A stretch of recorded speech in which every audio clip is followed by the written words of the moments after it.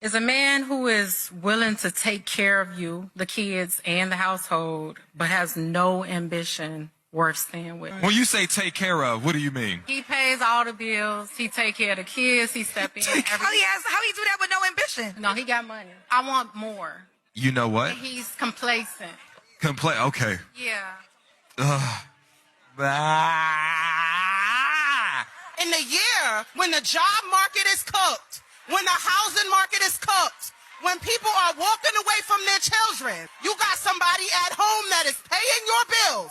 He is taking care of you, and he is taking care of your kids, and you are figuring out, should I leave him? Are you cool? Unfortunately, for a lot of men, there are so many women telling them you have to be more ambitious. And it's because they want the ambition to look like what they want it to look like. But his ambition is waking up every day and going to work. Waking up every day and showing up for my children. Showing up for my home. Like, that's just as ambitious. You know how ambitious you have to be when you are going through depression? Your girl is telling you you need to do more, and then you don't feel like you're good enough. But she don't know the mental and emotional and spiritual battles that you have and how you still trying to show up for your home. That's ambition, baby. Take a moment, read, I think it's 1 Timothy 5:8. Because what it talks about is a man who neglects his home is the same as a man who denies his faith. This man is taking care of his home. There is faith and grace in that. He is being provisional. He's still leading. So we have to acknowledge that, because if not, you're going to lose that. Like, that's a gem, baby. I make my own money. I make Okay. more than him. Ooh. Right? And you said he pays all the bills, Yeah. and you make more money. Yeah. You mentioned that you make more money than him, and I want you to know that was not done by mistake. That was a systemic thing that was put into place so that the black woman can be elevated to start looking at their men like they're not doing enough. No. It is very intentional, the fact that you make more money, and even though your man is showing up for you, you start looking at him for like, why can't you do more? The fact that this man is covering the bills, even though he knows you make more, let me tell you what he's doing. This man is willing to maybe put things on pause so that you can elevate. Think about it. What you make becomes almost just yours. What you choose to do, you have the freedom to pivot and pivot and pivot. Try this, go to school, because this man is saying, I'm going to sacrifice and take care of the foundational things so that you can have a choice whether or not you want to work or not. And so when you saying that man lacked ambition, I just think it's ambition in a direction you can't recognize.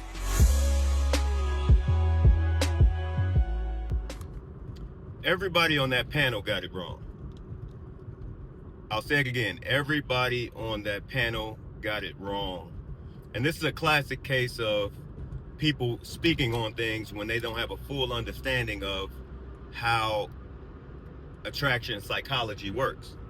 Now, I'm not contesting or questioning anyone's intelligence level, but I'm just saying, there's a clear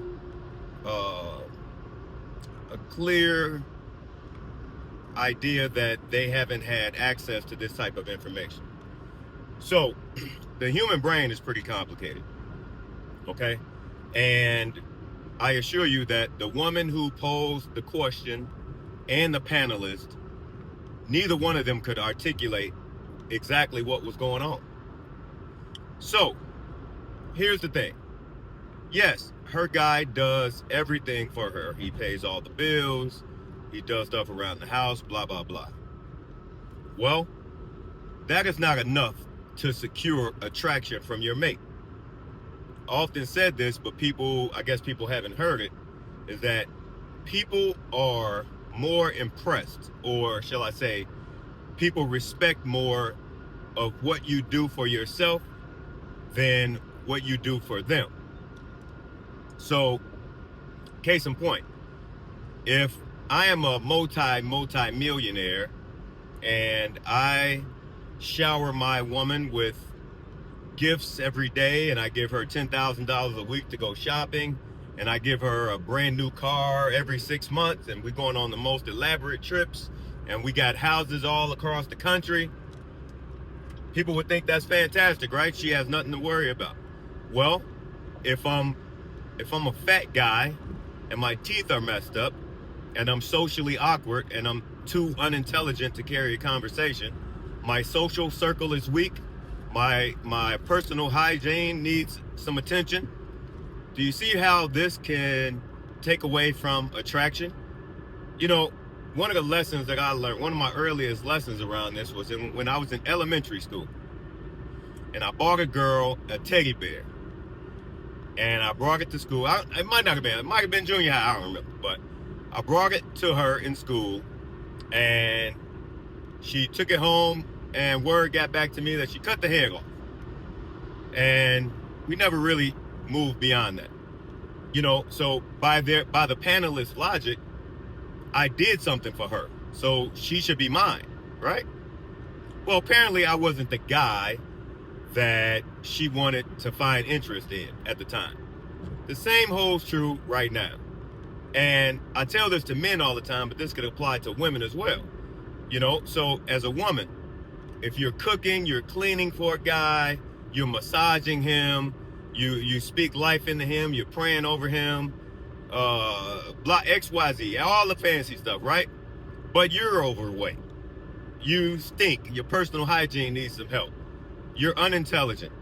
You know, I can't carry a conversation. Come on, how much sexual attraction do you think I'm gonna have? So, I mean, that being said, this was an opportunity for someone who really knows how this thing works to really tell that woman what's going on. The bottom line is ambition. She used the word ambition. What she really means, instead of ambition, she should have meant self-development. Self-development looks like ambition, and ambition is how hypergamy is met. Hypergamy has to be satisfied in a common feminine woman, masculine man relationship. Hypergamy has to be satisfied. So, yeah, being able to pay the bills and being able to do stuff around the house and do stuff for other people is not indicative of attraction. Because, see, by that logic, then any man who is able to provide a stable living, or shall I say this, all men who are able to provide stable livings for women should not be single, right? They should have a mate. And that's not true, right? We know some very successful men out here who are struggling to find women. Why? Because they haven't poured into their own cup enough yet to become the guy that can find these women. And so that woman was conflicted. She didn't get the right answers. The bottom line is, men especially, you have to do for yourself first.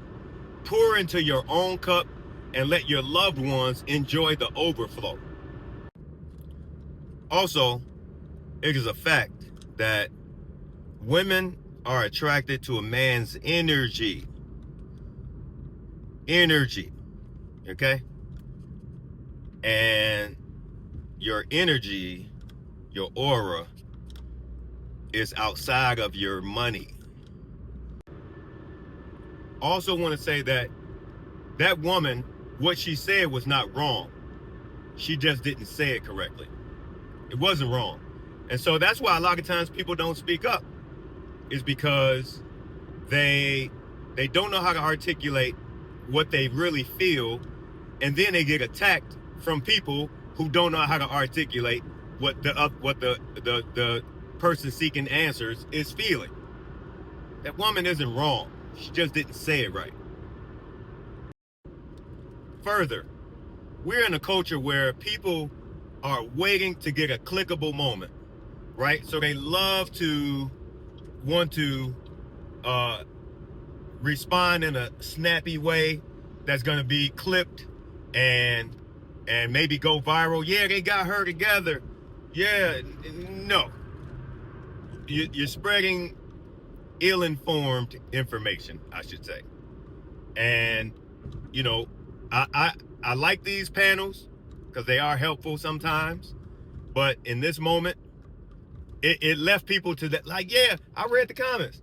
Yeah, she's stupid, she crazy, she don't know, she don't know what she got. She don't. It's deeper than that. It's deeper than that. And so you have to stop thinking on a surface level. While it is true that just because you have a right to your feelings don't make you right. However, it also is important. Pothole. It is also important for people to be able to, if they can't articulate their feelings, get with someone who can help you pull that out and unpack what's really going on. Keep it honest. Keep it moving.